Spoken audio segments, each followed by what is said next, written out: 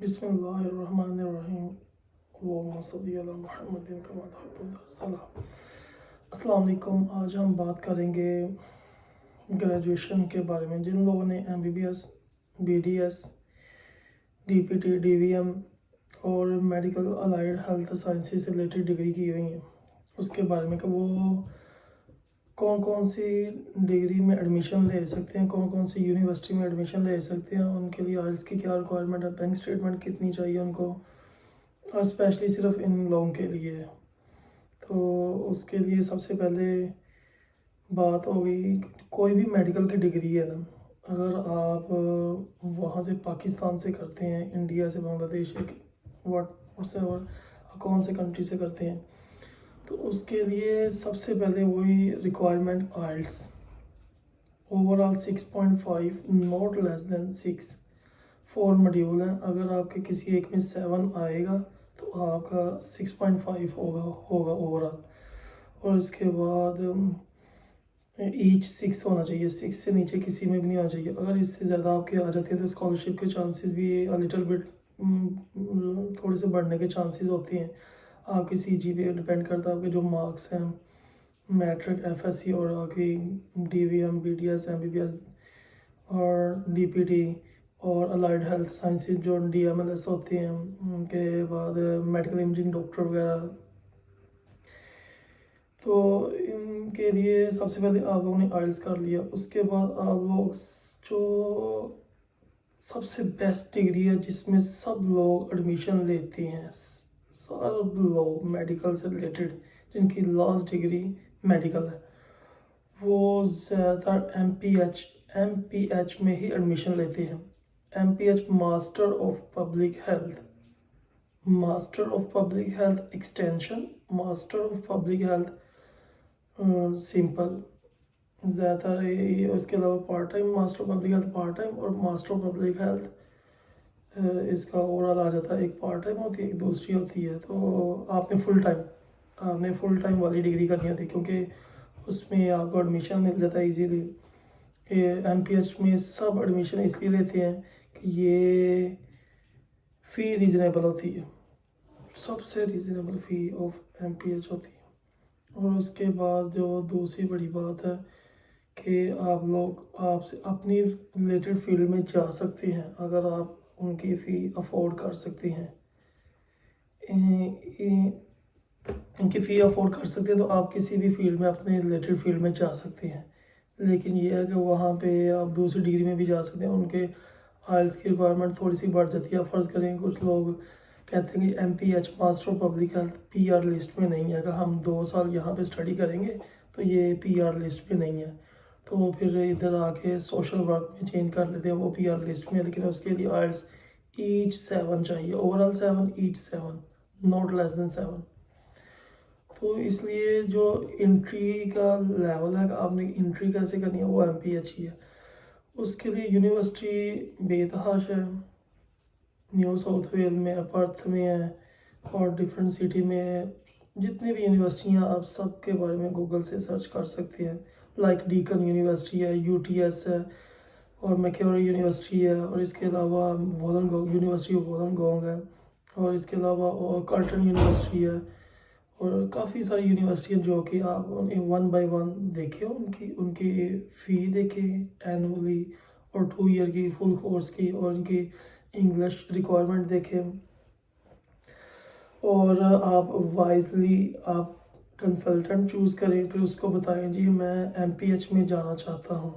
आपका अगर फ़र्ज़ करें आप एजेंट के पास जाते हैं, कंसल्टेंट के पास जाते हैं, उसको कहते हैं मैंने ये डिग्री की हुई है, MBBS किया हुआ है, DPT किया हुआ है, BDS किया हुआ है, DVM किया हुआ है, तो मेरे सामने कोई डिग्री रखे, मैं किस फील्ड में जाना चाहता हूँ, किस फील्ड में जा सकता हूँ। या फिर आप उसको बताएंगे मैं इस फील्ड में जाना चाहता हूँ, तो वो तो आपको बता देगा कि आप इसमें एडमिशन लेंगे। लेकिन उसकी फ़ी कहने के पहले सेमेस्टर की फ़ी ही 35 लाख के करीब होगी, एक सेमेस्टर की, कम से कम 30-35 लाख एक सेमेस्टर की फ़ी होगी आपकी MPH के अलावा किसी भी डिग्री में आती है। तो इसलिए ये सबसे बेस्ट वे है एंट्री का ऑस्ट्रेलिया में ना। तो इसलिए आप यूनिवर्सिटी के बारे में रिसर्च करें, वहाँ पे उनकी डिटेल लिखिए। तो फर्ज़ करें आपने UTS के बारे में सर्च करना है, तो आपने गूगल पे लिखना है MPH from UTS university of technology in search Sydney की टॉप क्लास की यूनिवर्सिटी है। यूनिवर्सिटी ऑफ सिडनी है, यूनिवर्सिटी ऑफ मेलबर्न है, इन यूनिवर्सिटी डीकन यूनिवर्सिटी है, MPH फ्रॉम डीकन यूनिवर्सिटी। वहाँ पे गूगल पर सर्च करें, उसके यहाँ यूनिवर्सिटी की ऑफिशियल वेबसाइट पे जाएं, वहाँ पे कोर्स देखें। कोर्स में वहाँ पे जो पोस्ट ग्रेजुएशन है वहाँ पे देखें। पोस्ट ग्रेजुएशन के बाद आपका मेडिकल हेल्थ साइंस डिपार्टमेंट होगा, वहाँ पे चूज़ करें।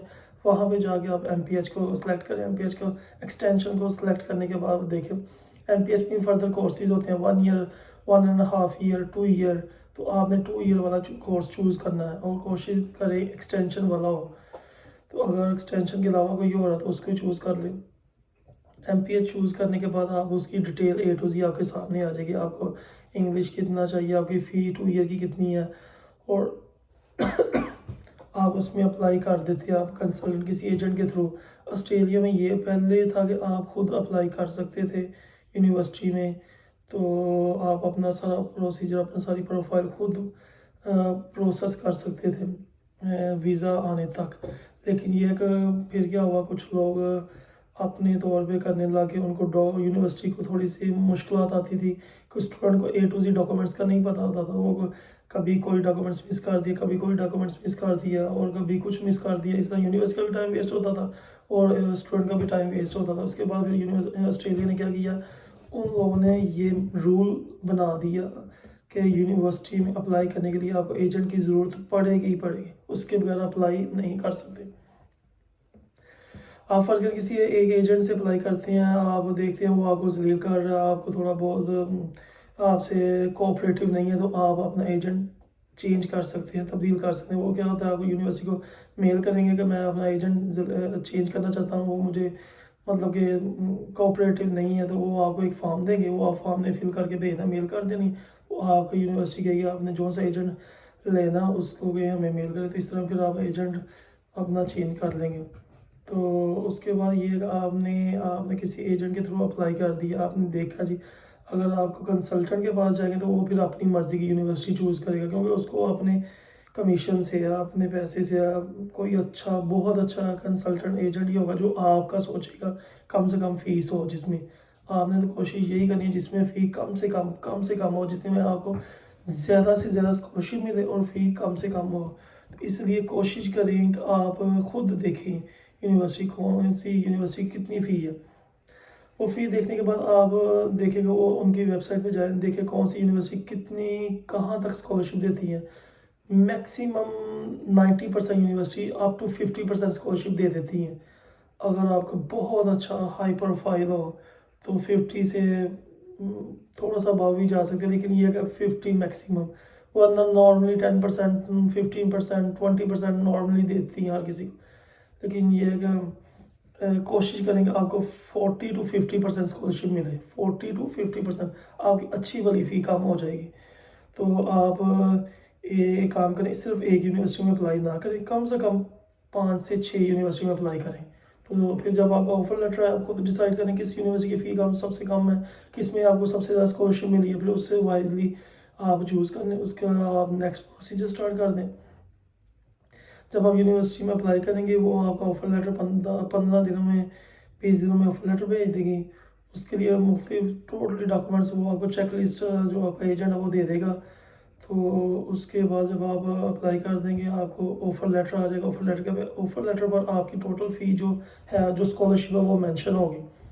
ऑफर लेटर पे जो फ़ी आपकी मेंशन होगी, वो फ़ी उस हिसाब से आप कैलकुलेट कर सकते हैं। आपकी जो टोटल फ़ी थी, फ़र्ज़ करें टोटल फ़ी आपकी 80,000 थी, उसमें आपको 60,000, 60,000 आपकी स्कॉलरशिप निकालने के बाद बनी है 2 ईयर की। तो 2 ईयर की 60,000 बन गई, तो 1 साल की बनी 30,000। 1 साल की 30,000 बनी, तो 1 सेमेस्टर की 6 मंथ की बनी 15,000, 15,000। मतलब आपने पाकिस्तान से 15, आपने अपनी कंट्री से 15,000 ऑस्ट्रेलियन डॉलर पे करने हैं। और साथ है हेल्थ इंश्योरेंस वगैरह होती है, दूसरे चार्जेस होते हैं, वो कम से कम 1500 से 2,000 तक होते हैं। वो आपने प्लस करके, वो आपने मतलब कि 17,000 आपने सबमिट करवानी होती है। तो उसके बाद फिर जब आपका ऑफर लेटर आ जाता है, आपकी सारी फ़ी देख लेते हैं। उसके बाद फिर आपका GT क्लियरेंस, जो सबसे अहम और इम्पोर्टेंट होता है। ऑफर लेटर के दौरान आपका इंटरव्यू भी हो सकता है, और इंटरव्यू अगर आपका गैप है ऑस्ट्रेलियन 6 to 7 to 8 मंथ तक गैप एक्सेप्टेड कर लेती है यूनिवर्सिटी ना, 6 to 7 8 मंथ तक भी एक्सेप्टेड कर लेती हैं कि आपको कोई मसला मसाइल नहीं, वो उसमें आप लगा सकते हैं हम आइल्स कर रहे थे इतने मंथ में, वो वैसे भी रिलैक्सेशन है 6 to 7 to 8 मंथ तक ही रिलैक्सेशन है।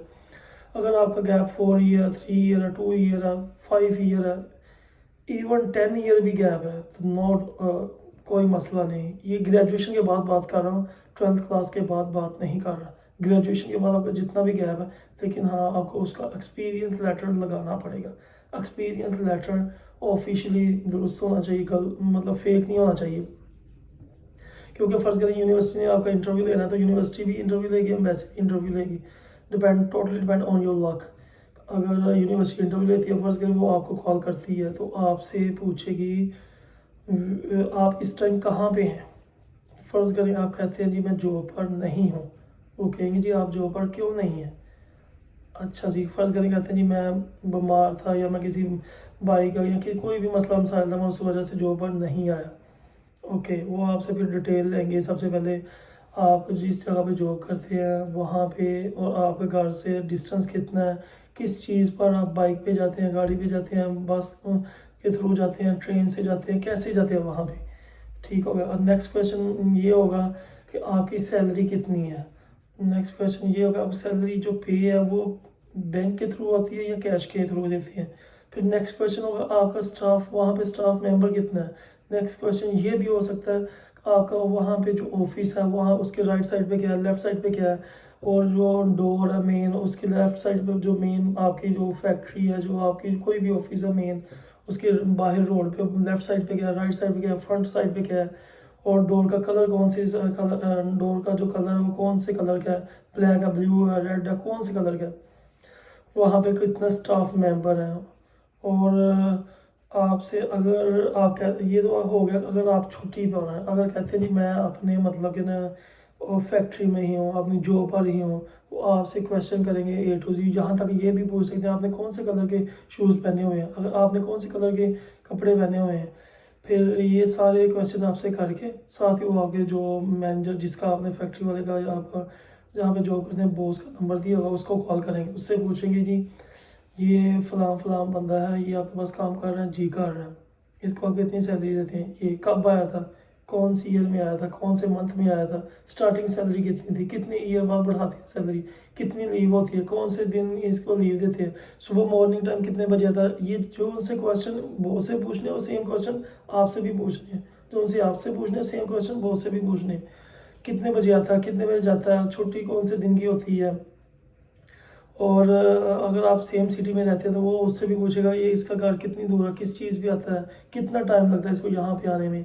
अगर आप किसी दूसरी सिटी में रहते हैं तो वो कहेगा दूसरी सिटी में वापस अपने घर कौन से दिन जाता है, सुबह जाता है, शाम को टाइम जाता है, और अब वापस आपके ऑफिस में आपके जो भी सिस्टम है, क्लिनिक है, हॉस्पिटल है, यहाँ पर कितने बजे नेक्स्ट डे मंडे को कितने बजे आ जाता है। फिर उसके अलावा उससे भी ये पूछेंगे आपने कौन से कलर के शूज़ पहने हुए हैं, आपने कौन से कलर के कपड़े पहने हुए हैं। ये क्वेश्चन आपसे भी पूछेंगे कि आपके बॉस ने कौन से कलर के शूज़ पहने हुए हैं, कौन से कलर के कपड़े पहने हुए हैं, और आपके बॉस से आपके बारे में पूछेंगे। आपके बॉस आपके जो वर्कर है, जो स्टाफ है, उनको लाइक कोई भी उस्मान है, उसने ये कौन से कलर के इस टाइम शूज़ पहने हुए हैं, उस कौन से कलर के कपड़े पहने हुए हैं। ये मेरी बात को ज़रा ईजी ना लीजिएगा, बहुत बहुत इंपॉर्टेंट बात कर रहा हूँ, बहुत बहुत ही ज़्यादा इंपॉर्टेंट। ये एक भी आपका क्वेश्चन मिस मैच हुआ, ना मैच हुआ, तो उसी टाइम वो कहेंगे थैंक यू सर, थैंक्स, और साथ ही आपके एजेंट को मेल आ जाएगी कि मतलब क्या उसने जो एक्सपीरियंस लेटर बनाया वो फेक है, तो आपको उस यूनिवर्सिटी से ऑफर लेटर ख़त्म, समझ नहीं आएगा। ये ऑफर लेटर आने से पहले इंटरव्यू होता है, ऑफर लेटर आने के बाद नहीं, पहले। वो आपके बॉस से भी ये सेम क्वेश्चन कर सकते हैं कि आपके जहाँ पे वो काम करता है उसके राइट साइड में फर्स्ट का जो सा उसका ऑफिस है या जो सा उसका जो भी रूम है उसके राइट साइड पे क्या कौन सा, लेफ्ट साइड पे क्या, आपके टोटल स्टाफ मेंबर कितना है, टोटल एनुअली लीव कितनी होती हैं। मतलब आपने अपने लिए जिसका आपने एक्सपीरियंस लेटर बनवाया उसको भी A to Z इंटरव्यू की तैयारी करवानी है और ख़ुद भी A to Z इंटरव्यू की तैयारी करनी है। ये जो क्वेश्चन कर रहा हूँ बता रहा हूँ मैं, ये एक एक क्वेश्चन लिख लें। अगर यकीन जाने आप ये सारे क्वेश्चन लिख लें, याद कर लें, रट लें, अपने बॉस को भी याद करवा लें, आपका यूनिवर्सिटी का इंटरव्यू भी पास और एम्बेसी का इंटरव्यू भी pass, clear, you are good no. उसके बाद आपको ऑफर लेटर आ जाएगा। अगर आप ये 1 बाई 1 ये जो मैंने क्वेश्चन बताए हैं ना, इसको रट लें। बार बार कह रहा हूँ, इसको इजी ना लीजिएगा। यूनिवर्सिटी अगर आपका गैप है तो यूनिवर्सिटी 100% श्योर है कि वो इंटरव्यू लेती है। किसी 100 में से कोई एक केस होता है जिसका इंटरव्यू नहीं लेती। एम्बेसी भी ऐसे 100% इंटरव्यू लेती है जिनका गैप हो।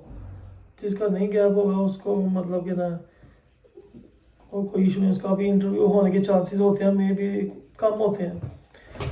और साथ ही आपसे यूनिवर्सिटी आपके सब्जेक्ट के बारे में पूछेगी, आपके मतलब ये आपने नेट से देखा है आपने एमपीएच के बारे में, तो इसके कौन कौन से सब्जेक्ट हैं आपने वो वेबसाइट से उनके निकाल के याद कर लेने हैं। कितने क्रेडिट आवर हैं, फर्स्ट सेमेस्टर में कौन से हैं, सेकंड में, ऐसे मतलब ए टू जी आपसे पूछेंगे टोटल क्रेडिट आवर कितने हैं, उसमें स्पेशलाइजेशन कौन सी है।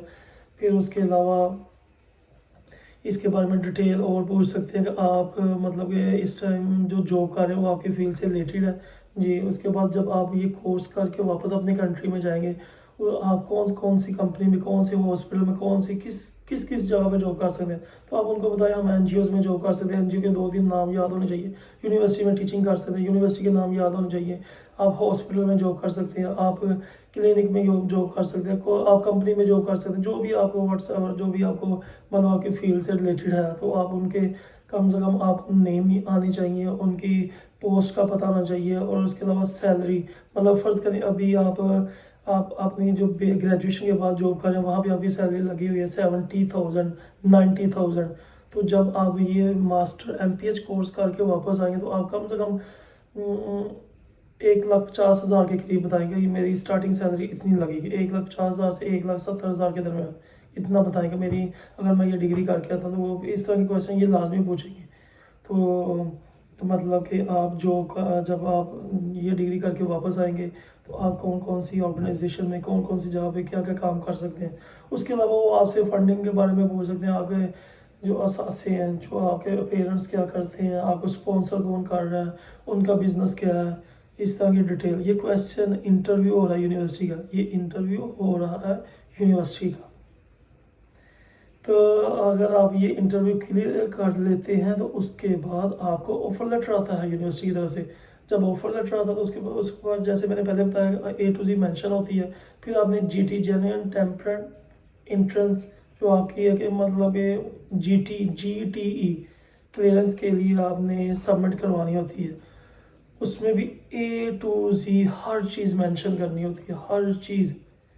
उसमें सबसे पहले इंट्रोडक्शन, उसके बाद आपने आपका जो भी है एकेडमिक बैकग्राउंड, उसके बाद आपका strong ties with your country, उसके बाद आपका जो हेडिंग्स देनी है, आपकी रेलिवेंस विद योर ये जो डिग्री आपकी प्रीवियस डिग्री से रेलिवेंट है कि नहीं। और उसके बाद आपने इसमें जो और काफ़ी सारे पॉइंट्स हैं, ये आपके ना जो एजेंट है वो जीटी बनाने में हेल्प करेगा। जो एजेंट आपके हेल्प ना करे आप उसको या तो चेंज कर लें या फिर क्या करें, उसको कहें कि मेरी हेल्प करे। क्योंकि एजेंट किस चीज़ के पैसे ले रहा है, एजेंट किस चीज़ के पैसे ले रहा है, इसी चीज़ के तो उसने पैसे लेने। उसको ये मुझे जीटी, और जो जब आप जीटी बना लें कम से कम 4-5 दोस्तों को, 4-5 लोगों को चेक करवाएं। मतलब कि आपके कोई जानने वाला बाहर ऑस्ट्रेलिया में, उसको चेक करवाएं कि यार ये देखो मैंने जीटी बनाई है, ये ठीक है। आपने एजेंट को बताएं, आपके ऑफिस में जो एजेंट होता है एक होता है उसको दिखाएं, जो उससे हायर उससे ऊपर होता है उसको दिखाएं कि ये मेरी जीटी देखे, जीटी ठीक है। उसके बाद जीटी जमा करवा दें। लेकिन याद रखें, माइंड में रखें, यूनिवर्सिटी से कम 2 से 3 बार रिजेक्शन होके जीटी लाजमी आती है। क्योंकि यूनिवर्सिटी कोई ना कोई ऑब्जेक्शन लगा देती है कि आपने ये चीज़ गलत लिखी हुई है, इसको ठीक करें। वो दरअसल आपके वीज़े के लिए तैयारी करवा रही होती है, आपका जो एम्बेसी के लिए।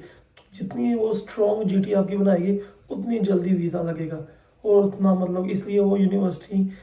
और ये एक और मैं बात बताना भूल गया, कुछ यूनिवर्सिटी होती है लेवल 1 की और कुछ यूनिवर्सिटी लेवल 2 की। लेवल 1 में यूनिवर्सिटी आप देख सकते हैं गूगल से, और लेवल 2 की यूनिवर्सिटी देख सकते हैं। ये यूटीएस वगैरह और university of Melbourne, university of Sydney, ये लेवल 1 की यूनिवर्सिटी आती हैं। और लेकिन ये अगर आपके वीज़े पर कोई मसला नहीं बनता, चाहे लेवल 1 हो चाहे लेवल 2 हो। दोबारा सुने, आपके वीज़े पर, एम्बेसी पर आप कोई मसला नहीं, कोई प्रॉब्लम नहीं, लेवल 1 की यूनिवर्सिटी हो चाहे लेवल 2 की। हाँ, सिर्फ आपकी जीटी स्ट्रॉन्ग स्ट्रॉन्ग स्ट्रॉन्ग होनी चाहिए। जीटी कैसे स्ट्रॉन्ग होगी? आपकी strong tie with your country, आपके जो असासे हैं, जो आपकी फंडिंग है, जो आपका स्पॉन्सर है, उसका ज़रा स्ट्रॉन्ग शो करवाना है। और बाकी वो बेसिक चीज़ें कि आपकी डिग्री जिसमें एडमिशन ले रहे हैं वो रेलिवेंट टू जो MPH है। ऑब्वियसली वो जितने भी आप अप्लाई करेंगे, BDS, MBBS, DVM, DPT, जो DMS वगैरह, वो सबके रेलिवेंट ही है, सबके रेलिवेंट, उनको कोई इशू नहीं। और आपने सब्जेक्ट वगैरह याद करने हैं, तो इसलिए ये 2-3 चीज़ें हैं। Strong tie, strong tie, strong tie with your country. अगर आप इस बात पर फोकस कर लें, स्ट्रॉन्ग टाई कैसी होगी आपको पता होना चाहिए कि मतलब आप जब कोर्स करके वापस आएंगे तो आप कौन कौन से डिपार्टमेंट में, कौन कौन से ऑर्गेनाइजेशन में, किस किस जॉब पर जा सकते, आपकी स्टार्टिंग सैलरी कितनी लग सकती है, ये है इसका मतलब। इससे उनको लगेगा वाकई यार इस बंदे ने रिसर्च की हुई है, इस बंदे को यार वाकई ये इस फुल प्लान करके आया है, मुंह उठा के नहीं आएगा, फुल प्लान करके आएगा। मैं अगर वहाँ से डिग्री करके आऊँगा तो वापस मुझे इस कंपनी में, इस हॉस्पिटल में, यहाँ पे ये बेनिफिट्स हो सकते हैं। और ये ना कि यही अगर मैं अपना बिजनेस करूँगा, वो ये नहीं कह सकते। और दूसरा आप ये नहीं कह सकते कि मतलब आप अपने फादर का बिजनेस करूँगा। तो नंबर 2, आपकी जितनी ज़्यादा क्या कहते हैं स्पॉन्सर की जो उसके जायदाद है, फैक्ट्री हैं, जो भी उसकी जगह, प्लॉट्स हैं, प्लाजे हैं, जितने ज़्यादा होंगे उतनी आपकी स्ट्रॉन्ग टाई होगी। जब वो उसके आप शो करवाएंगे मैं तो एक गरीब हूँ, मेरे पास तो माल ही नहीं है, तो मेरे पेरेंट्स से बस 1-2 हमारे पास प्लाट है, 3-4 बस एक इस तरह 1-2 गार्ड है बस जी। तो इस तरह वो आपको नहीं, आपने उनको अच्छा भला शो करवाना, जो भी आपकी एग्रीकल्चर लैंड शो करवा सकते हैं, डेयरी फार्म शो करवा सकते हैं, आपके जो भी A to Z है आपसे रिलेटेड A to Z आप शो करवा सकते हैं। फिर आप जब यूनिवर्सिटी एक बार ऑब्जेक्शन लगाती है, आपको थोड़ी बहुत चेंजिंग करके फिर भेजते हैं, फिर रिजेक्शन लगाती है, ऑब्जेक्शन लगा देती है, जो भी ऑब्जेक्शन है वो हर चीज़ साथ लिख के भेज देती है कि हमने ये ऑब्जेक्शन लगाई, इसको चेंज करें। और फिर आपका एजेंट आपको उसमें गाइड करेगा, अगर नहीं गाइड करता तो आपने दूसरा जो एजेंट का फर्दर उसका बॉस है उससे रब्ता करेंगे, ये मुझे गाइड नहीं कर रहा। 1-2-3 बार, मैक्सिमम 3 बार ऑब्जेक्शन लगने के बाद आपकी जीटी क्लियरेंस हो जाती है। फिर साथ ही आपने अपनी फ़ी जमा करवानी होती है। फ़ी जमा करवाने के बाद साथ ही आपने अपना बैंक स्टेटमेंट बना के, बैंक स्टेटमेंट आपको मैंने लास्ट टाइम भी बताया था, पिछली वीडियो में, यहाँ पे भी बता देता हूँ। ऑस्ट्रेलियन गवर्नमेंट ने सेट किए हुए $22,500 लिविंग एक्सपेंस ऑफ 1 ईयर, एक साल के $22,500 एक्सपेंस, लिविंग एक्सपेंस सेट किए हुए हैं। और साथ आपकी एक साल की फ़ी, फ़र्ज़ करें आपकी $30,000 ऑस्ट्रेलियन डॉलर एक साल की फ़ी है, साथ $22,500 उसमें प्लस कर लें, जितने भी होंगे वो उसको आपका कंट्री के जोन सी भी वो ऑस्ट्रेलियन डॉलर की मनी बनती है उससे मल्टीप्लाई करें, जो भी बनेंगे वो 50 लाख बनते हैं, 60 लाख बनते हैं, 70 लाख, जितने भी बनते हैं वो आपकी बैंक स्टेटमेंट हो गई, उससे 1-2 लाख ऊपर रखें। तो आप बैंक स्टेटमेंट, आपको कोई इशू नहीं है, अगर आप पुरानी रखते हैं तो वेल एंड गुड, अगर पुरानी नहीं है तो आप फ्रेश भी रख सकते हैं, इसका कोई मसला नहीं। कोई 3 मंथ पुरानी होनी चाहिए, 4 मंथ पुरानी, कोई इशू नहीं है। आप 10 दिन पुरानी भी रख सकते हैं। अकाउंट आपका पुराना होना चाहिए। अकाउंट आपका पेरेंट का भी हो सकता है, जो आपका स्पॉन्सर है, और आपका भी हो सकता है। अकाउंट पुराना होना चाहिए, बैंक स्टेटमेंट न्यू हो जाए उसका कोई इशू नहीं। अकाउंट कम से कम 1 ईयर 2 ईयर जितना भी ज़्यादा पुराना होगा अच्छा। तो स्टेटमेंट आपकी, फ़र्ज़ करें आपने कल वीज़ा फाइल करना, तो आज भी आप 50 लाख 60 लाख अपने अकाउंट में जमा करवा सकते हैं, उसका कोई इशू नहीं। अगर स्टेटमेंट पुरानी हो तो अच्छी बात है, उससे ये होता है कि इम्पैक्ट अच्छा आ जाता है, मतलब कि ना उन पे कहते हैं कि इस बंदे के पास पैसा है, माल है, ये मतलब अफोर्ड कर सकता है। अगर नहीं है कोई टेंशन नहीं, don't worry, don't take tension, stay relax, आराम सुकून से काम करें, अल्लाह का नाम लेके, बिस्मिल्लाह पढ़ के, दुरूद शरीफ पढ़ के, इंशाल्लाह अल्लाह के हुक्म से आपका काम होगा। जब आप फ़ी जमा करवा देते हैं, साथ ही आपका COE इशू हो जाती है, जिसके ऊपर आपकी सारी डिटेल लिखी होती है। उसके बाद आपने अपना वीज़ा फाइल करना होता है, जो आपके डॉक्यूमेंट जीटी में लगे थे सेम सारे, जहाँ पे वहाँ पर आपने जो एक्सपीरियंस लेटर लगाया था सेम वही एक्सपीरियंस लेटर आपने वही एक्सपीरियंस लेटर आपने वहाँ पर लगाना है। ये कुछ लोग ये करते हैं कि जीटी में एक्सपीरियंस लेटर कोई और लगा देते हैं, लेकिन ये है कि यहाँ पर वीज़ा फाइल करते हुए, वीज़ा लॉन्च करते हुए एक्सपीरियंस लेटर कोई और लगा देते हैं। तो ऐसा नहीं करना। ये कुछ लोग कहेंगे जी ऐसा नहीं होता, करते हैं जी, मैंने बहुत से लोगों को देखा। तो लेकिन ये एडवर्ब में है तो एक एक चीज़ आपको क्लियर करूँगा, बाकी आगे आपकी मर्ज़ी जो भी करना है।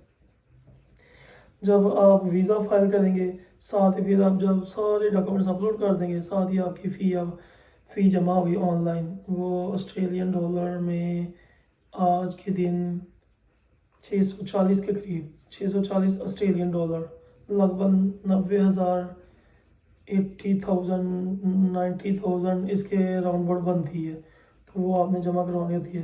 जब वो जमा करवाते हैं तो साथ ही आपको मेडिकल लेटर और बायोमेट्रिक लेटर इशू हो जाता है, वो आपको मेल आ जाती है। जो अगर आपने इमी अकाउंट बनता है, इमी अकाउंट ना ऑस्ट्रेलियन की उनकी इमिग्रेशन वालों की वेबसाइट पे जाके इमी अकाउंट बनता है, वो आपका एजेंट बनाएगा। तो वहाँ पे जब आप वीज़ा लॉन्च करते हैं, सारा ए टू ज़ेड फीस जमा करवा देते हैं, आपको मेडिकल का और बायोमेट्रिक का लेटर इशू हो जाता है। वो अगर आपकी मेल दी हुई है एजेंट ने तो आपको मेल आ जाएगी, अगर उसने अपनी मेल दी हुई है तो उसको मेल आ जाएगी।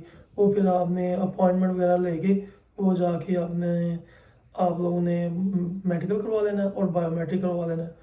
और उसके बाद आपने कंसल्टेंट अगर उसने आपको इमी अकाउंट दिया हुआ है तो फिर तो ठीक है। फिर आपने अपने इमी अकाउंट पे जाकर वहाँ पे लास्ट में जहाँ पे डॉक्यूमेंट्स जमा कराए हैं वहाँ पे सबसे नीचे एक पॉइंट होता है, वहाँ पे लिखा होता है कि मैंने अपने सारा प्रोसीजर कंप्लीट कर लिया है, मैं अश्योर हूँ कि मेरे डॉक्यूमेंट से रियल है। उसको आपने प्रेस करना होता है। जब तक वो प्रेस नहीं करते आपका प्रोसीजर आगे नेक्स्ट नहीं जाता, इसलिए वो उसको आपने लाजमी प्रेस करना था। अगर एजेंट ने आपको मेल नहीं दी, आपने मेल नहीं लगाई, तो वो फिर उसको मेल जाएगी। तो फिर आप उसको जब आप मेडिकल बायोमेट्रिक करवाएंगे उसको कॉल करके बाकायदा कहें कि सर मैंने मेडिकल और बायोमेट्रिक करवा ली है, तो मेरी वो जो इमी अकाउंट पे जाकर वो बटन को प्रेस कर दें लाजमी, तो वो प्रेस कर देगा। तो इसके बाद आप अल्लाह खैर करें, वेट करें, इंशाल्लाह अल्लाह के हुक्म से आपका इंटरव्यू की तैयारी लाजमी रखें एम्बेसी के लिए। वो किसी भी time Pakistan Islamabad high commission से, ऑस्ट्रेलियन हाई कमीशन है इस्लामाबाद में, वहाँ से वो पाकिस्तानी होते हैं, उर्दू में इंटरव्यू लेते हैं। डोंट वरी, वो आपसे पूछेंगे इंग्लिश में इंटरव्यू देना चाहते हैं या उर्दू में। लेकिन अगर इंग्लिश में तैयारी करेंगे तो अच्छी बात है, उर्दू में वरना वो कहते हैं आप उर्दू में देना चाहते हैं तो वो आपको उर्दू में इंटरव्यू ले लेंगे। तो जो इंटरव्यू यूनिवर्सिटी लेती है वो सेम सेम ए टू जी वही एम्बेसी लेगी। तो वो मैंने ए टू जी क्वेश्चन आपको बता दिए। तो इस तरह फिर अल्हम्दुलिल्लाह अल्लाह खैर करे आपका वीज़ा ग्रैंड हो जाएगा। फिर आप अल्लाह हाफिज़, बाय बाय।